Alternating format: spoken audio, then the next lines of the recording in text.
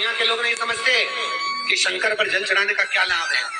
शिव महापुराण कहती है, अगर एक दिन शिव महापुराण की कथा कहती है, मंगलवार को अगर शिव जी के मंदिर में, शंकर के मंदिर में जाकर 1 लोटा पानी चढ़ाया जाता है तो हमारे कार्य में उन्नति होती है। कोई व्यापार नहीं चलता हो, दिक्कत आ रही हो, तो हनुमान जी के दूसरे नंबर का भाई गतिमान का स्मरण करो। हनुमान जी के उल्टे पांव का सिंदूर लाकर गतिमान का नाम लेकर सस्ती बना दिया जाए व्यापार वाली जगह पर, तो व्यापार अच्छा चलने लगता है महाराज। कोई व्यक्ति पैसा खा गया, नहीं दे रहा, बहुत परेशान हो गए, मांग मांग कर दे गए, नहीं दे रहा, हाथ जोड़ लिए, पांव जोड़ लिए, सब कुछ कर लिया, नहीं दे रहा, तो हनुमान जी के तीसरे नंबर का भाई रतिमान,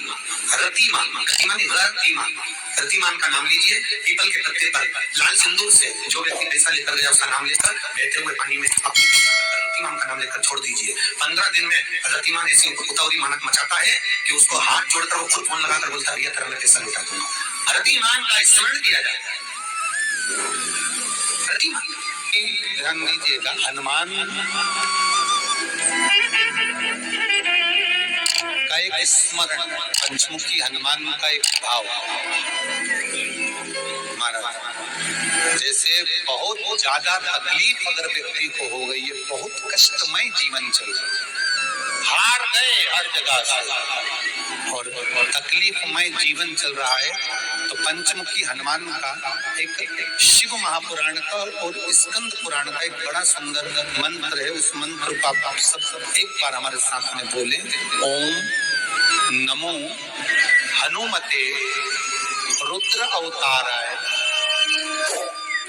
सर्व शत्रु संहारणाय सर्व रोग हराय सर्व वशीकरणाय रामदूताय स्वाहा। बस इस मंत्र को हाथ में काली तिल लेकर, एक जौ लेकर और गूगल लेकर, थोड़ा सा उसमें गाय का घी डालकर, कंडे को या अग्नि को जलाकर इस मंत्र का 11 बार 21 बार जाप कर अपनी कामना कर छोड़ दीजिए। कैसा भी रोग हो, बीमारी हो, कष्ट हो, दुख हो, तकलीफ हो, 21 दिन के अंदर वो आनंद आना प्रारंभ कर देता है। इस मंत्र, स्कंद पुराण का, शिव महापुराण का ये मंत्र मूल पंचा पंचमुखी हनुमान सुख दे। और एक और चीज याद रखिए महाराज, यदि कोई काम के लिए जा रहे हो, कोई व्यापार के लिए जा रहे हो या नौकरी करने के लिए जा रहे हो और लगी नहीं रही, बहुत तकलीफ पा रहे हो, सर्विस ही नहीं लग रही, बहुत कष्टमय हो गया, तो निवेदन करूंगा 5 पीपल के पत्ते पर बेसन के 5 लड्डू घर में बने होंगे, गाय के घी के 5 लड्डू रख लो, उस लड्डू के बीचों बीच एक आटे का दिया और उसमें तिल्ली का तेल डालकर इसी मंत्र का प्रयोग कर पंचमुखी हनुमान का किसी भी हनुमान के मंदिर में जाकर, दक्षिण मुखी हनुमान के मंदिर में जाकर उसको रख कर जाइए। इसके बाद आप उस काम के लिए जाइए, आपका काम सफल हो जाएगा। आपको किसी को नहीं कहना पड़ेगा कि हाथ जोड़ना नहीं पड़ेगा, किसी के पाँव नहीं पड़ना पड़ेगा, तुरंत काम होगा। बस इस मंत्र का स्मरण कर पंचमुखी हनुमान का भूतेश्वर जो मंत्र है वो सुख देगा। पंडित जी पूरे घर में वास्तु के हिसाब से केवल एक दीवार ऐसी होती है जहाँ पर हनुमान जी का चित्र लगाया जाए। काफी शांत वातावरण, चाहे तुम पर्वत उठाने वाला चित्र लगाओ हनुमान जी का, चाहे बैठे हुए लगाओ, चाहे रामायण पढ़ने वाला लगाओ, चाहे लंका दहन करने वाला लगाओ, चाहे राम नाम जपने वाला लगाओ, चाहे लक्ष्मण को संजीवनी देने वाला लगाओ, चाहे मौन मुद्रा में लगा दो, चाहे स्तुति में लगा दो, चाहे भजन में लगा दो, हनुमान जी का कोई भी चित्र लगता है तो न पूरब में लगेगा, न पश्चिम में लगेगा, न दक्षिण में लगेगा। हनुमान जी का अगर चित्र लगता है तो उत्तर की दीवार में दक्षिण को देते हुए लगता है। केवल एक ही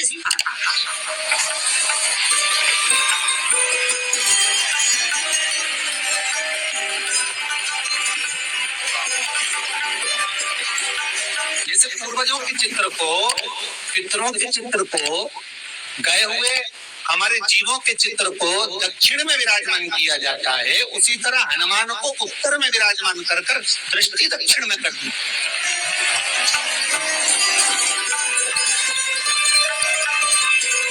घर में हनुमान जी के जितने फोटो होते हैं उसको केवल दक्षिण दिशा में लगा और उत्तर दिशा में लगा बिठाते थे और दक्षिण की ओर उनकी दृष्टि होना चाहिए, दक्षिण की ओर उनका मुख होना चाहिए। क्यों? महाराज, अगर व्यक्ति के जीवन में कोई बीमारी आने वाली है, व्यक्ति के जीवन में कोई रोग आने वाला है, व्यक्ति के जीवन में अगर कोई कष्ट आने वाला है, व्यक्ति के जीवन में अगर कोई परेशानी आने वाली है, व्यक्ति के जीवन में कोई एक्सीडेंट का योग भी बनने वाला है, तो शास्त्र कहता है वो दिशा दक्षिण से ही बनता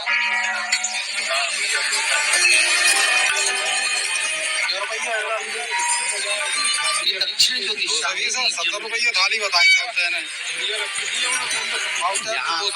संपूर्ण परिवार के साथ यमराज अपने आनंद में निवास करते।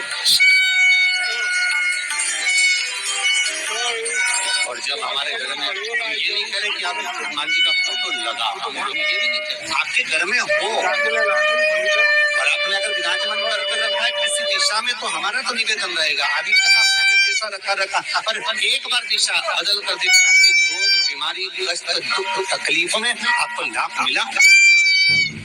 हनुमान जी ने केवल दक्षिण दिशा की ओर अगर मुख कर हमने विराजमान कर दिया, फोटो ही विराजित किया। हम ये नहीं कहेंगे आपसे कि आप बाजार से फोटो खरीद के लाओ फिर लगाओ, नहीं, आपके घर में हो तो आप लगा दीजिए, आपके घर में हो तो विराजमान।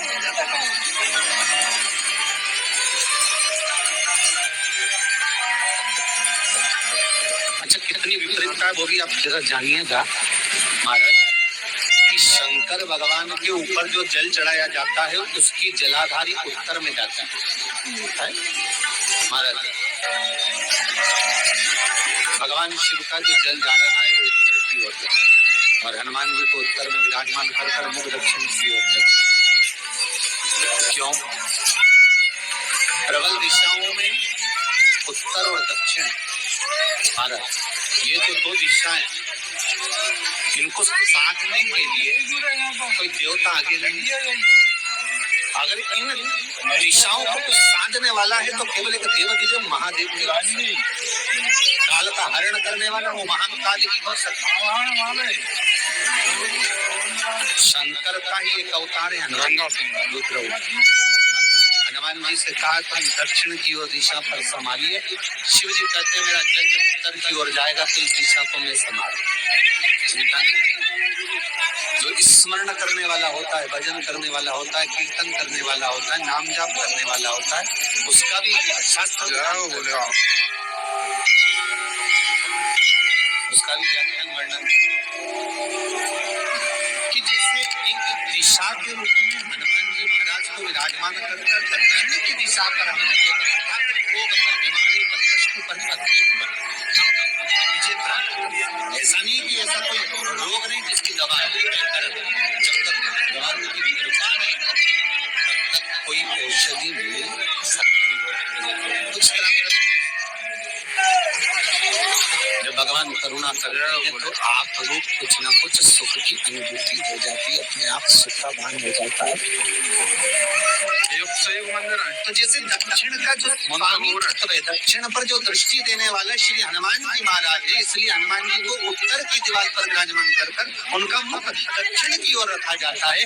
वास्तु शास्त्र के हिसाब से, वास्तु नियमों के हिसाब से सारे फोटो कहीं पर भी लगा सकते हो, पर हनुमान जी का अगर फोटो तुम्हारे घर में है, हनुमान जी अगर तुम्हारे घर में विराजमान है, हनुमान जी का चित्र तुम्हारे घर में विराजमान है, तो उसका मुख दक्षिण का होगा। रोग बीमारी कष्ट ये सब दूर रहेगा।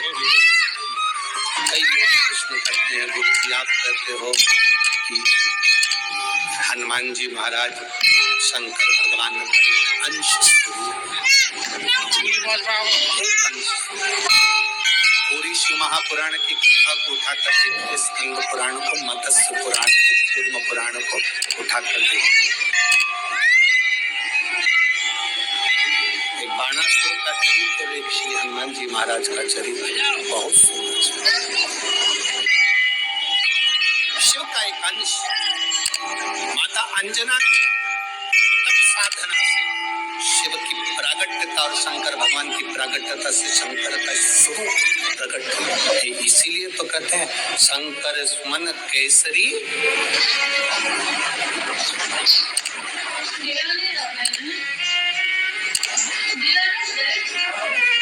शिव का एक स्वरूप है हनुमान जी।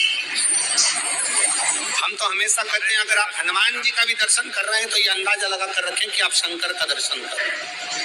आप शंकर का दर्शन कर रहे हैं तो ये अंदाजा लगा कर रखें कि आप हनुमान जी का दर्शन कर रहे हैं।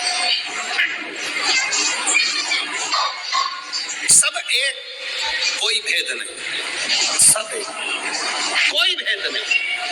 देवताओं, आप एक बेलपत्र, जैसे आप एक बेलपत्र, ये दो जो पत्तियां होती हैं, जरा ध्यान देंगे, ये दो जो पत्ती नीचे की रहती है बेलपत्र, आगे का भाग एक बेलपत्र और नीचे की जो ये दो पत्तियां होती हैं, इन दो पत्तियों के ऊपर एक एक शमी पत्र, ये दो जो पत्तियां हैं इन पत्तियों के ऊपर एक एक शमी पत्र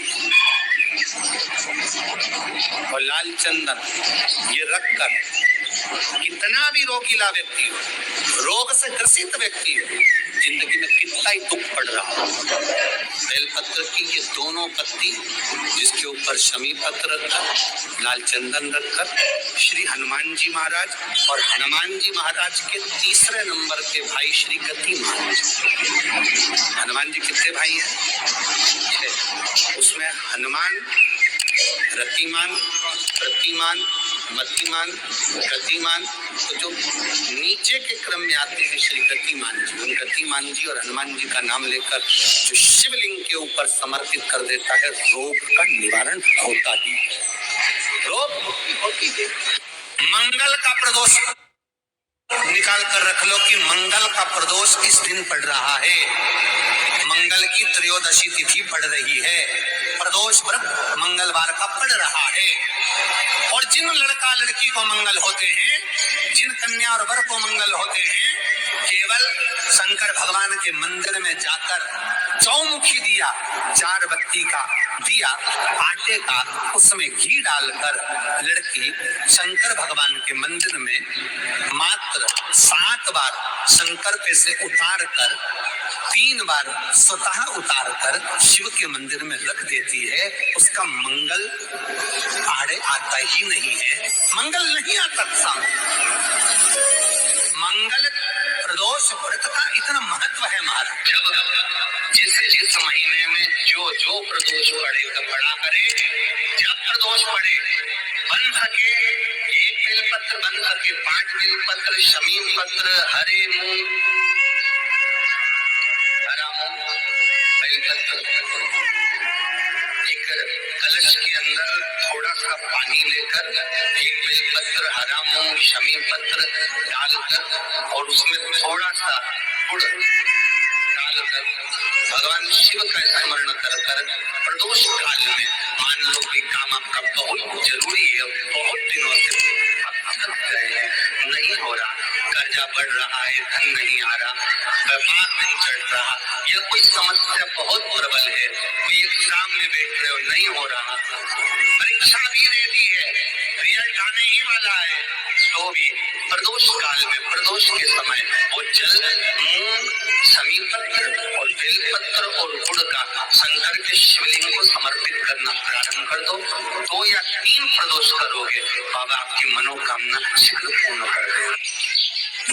शंकर भगवान पर चढ़े हुए जल जब नीचे की ओर आता है, जिस जगह पर जल गिरता है उस जगह पर मात्र एक दुर्गा प्रदोष के दिन अपनी कामना कर इस शरीर के सुख के लिए शंकर भगवान के जल गिरने वाले स्थान के पास में अवधूतेश्वर महादेव के नाम से रख दी जाती है, तो जिंदगी में कभी बड़ी बीमारी नहीं आती। उसी तरह जिससे रोग को समाप्त करने के लिए दुर्गा का प्रयोग किया जाता है। ऐसा योग लगे आपके जीवन में कि आप जिस व्यापार को अपने तरह जी मंदिर